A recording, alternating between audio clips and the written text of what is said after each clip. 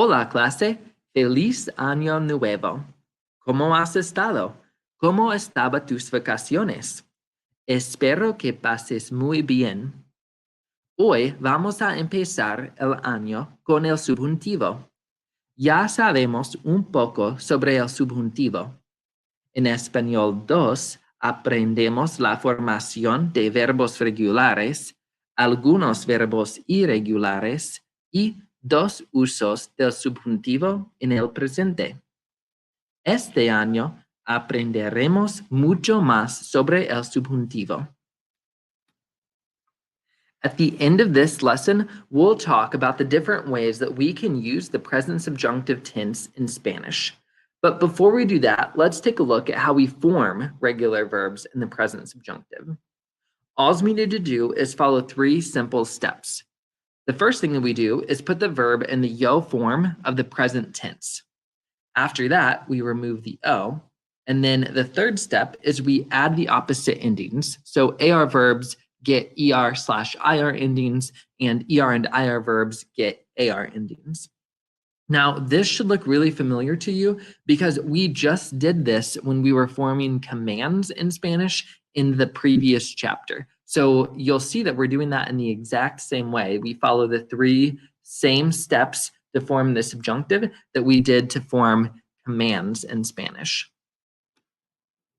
All right, so when we have regular verbs like hablar, comer, and vivir, and we do the 3 steps, putting the verb in the yo form, dropping the o, and adding the opposite ending, this is what we get. And so our AR verbs like hablar end up with the endings, the a, es, hemos, en, and then our ER and IR verbs like comer and vivir end up getting those endings, a, as, amos, an, and you'll see that they're the same all the way through there. Now, you will notice if you look in the yo form and you look in the usted form, that we've got the same verb being used twice. So hable, coma, viva, viva. You have to know the context in order to know the difference between those 2.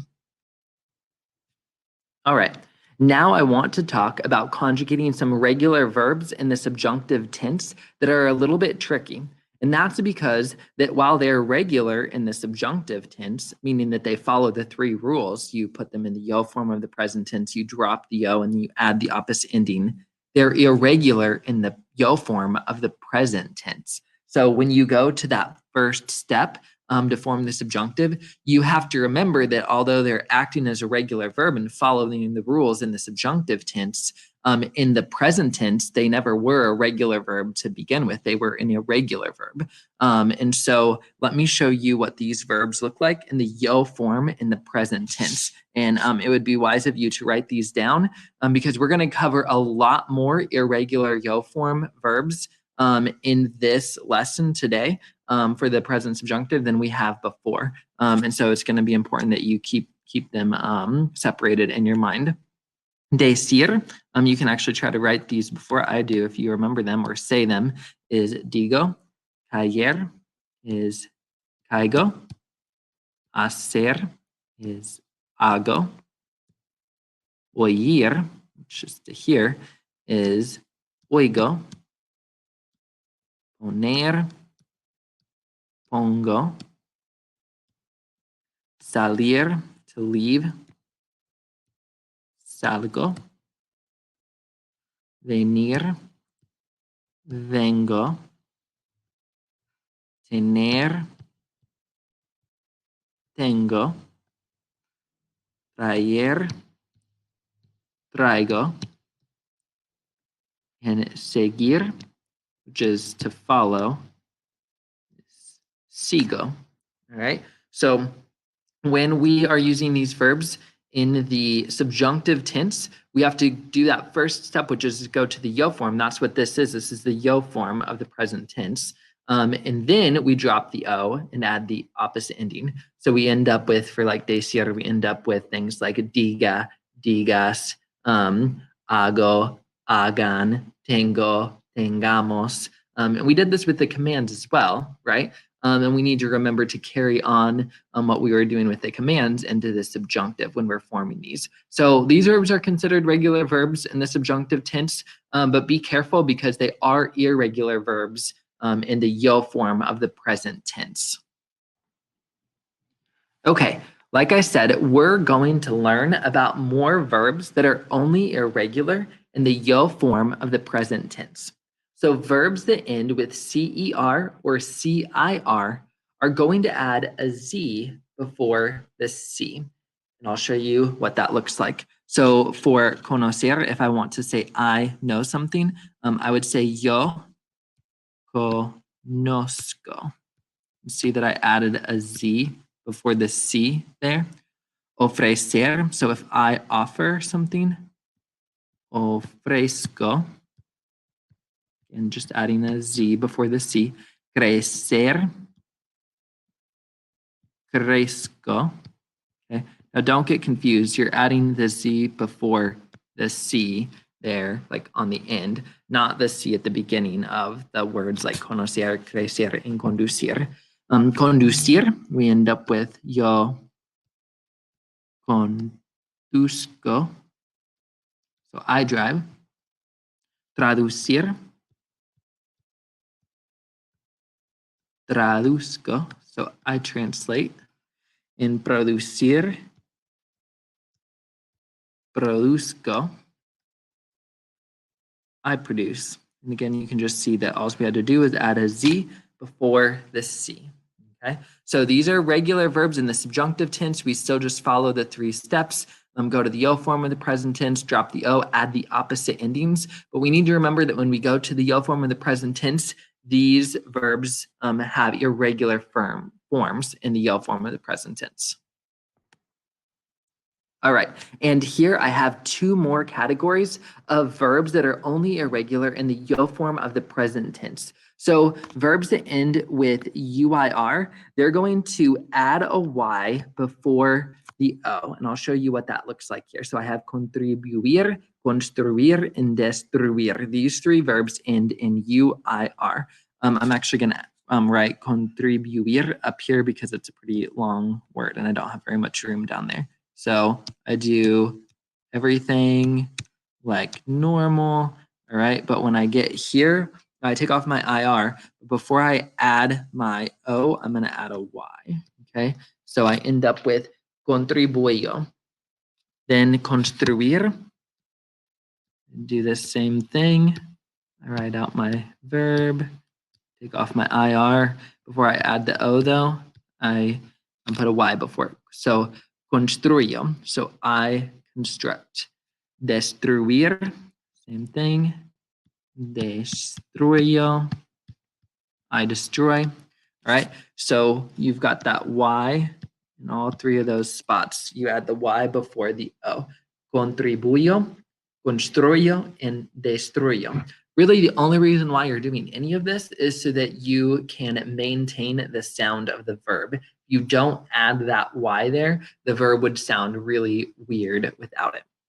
All right, so like I said, there's another category of verbs here, verbs that end in GER. If a verb ends in GER, you're going to change the G to a J before adding the ending. So recoger, to collect, I would write that like this, change the G to a J, and then add my O. So I collect, recojo.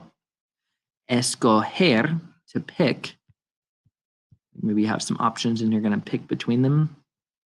We change the G to a J before adding. So I pick escojo un compañero para el juego. All right. So these verbs that end in GER, change the G to a J. All right. And that's the last 2 categories of irregular verbs in the yo form that we're going to learn. So just a real quick recap, you've got go verbs, and then you have verbs that end in CER, CIR, UIR, or GER. And now my favorite part of the subjunctive, which is the acronym weirdocat. We're going to use this acronym to remember all of the different uses of the subjunctive because there are a lot of them. And we're going to use this acronym because it's fun. So during this chapter, please send me all of your Spanish cat memes that you can find. This one was submitted by Evie. She sent this to me and several other cat memes in Spanish last year. And so I had to use it. I used it last year and I'm going to use it again this year. And of course, I've found more too. So all during this chapter, I promise you will see lots of cat memes, which that could either be great news or bad news, depending on whether you love cats or not. But either way, we're going to have some fun with it. But in all seriousness, we use the acronym weirdocat, like I said, to represent the different uses of the subjunctive. And so over on the right-hand side, you can see all of the different uses for the subjunctive. We've learned about some of these. So in Spanish 2, you learned about impersonal expressions and how to use the subjunctive with impersonal expressions. And you also learned about wants and wishes. All right. So those are the ones that you learned last year. We're going to review those briefly this year just to kind of get you started again. But then we're going to learn a lot of these other ones. So this year in Spanish 3, we'll be learning how to use the subjunctive with emotion. We'll be learning doubt, and we'll be doing conjunctions and time conjunctions. And then that's probably where we'll stop. I don't think we'll get to the others because this will already take, a lot of time to get through these. Now, I know that when you look at this list, it might be hard at first to see how all of these different uses have anything in common. But if you think about it, they are all subjective, which means that they are based on personal feelings, tastes, opinions, and personal points of view. So if I say, I want you to buy me a gift, the action of you buying me a gift hasn't actually happened yet, right? So I can't put it in the preterite tense.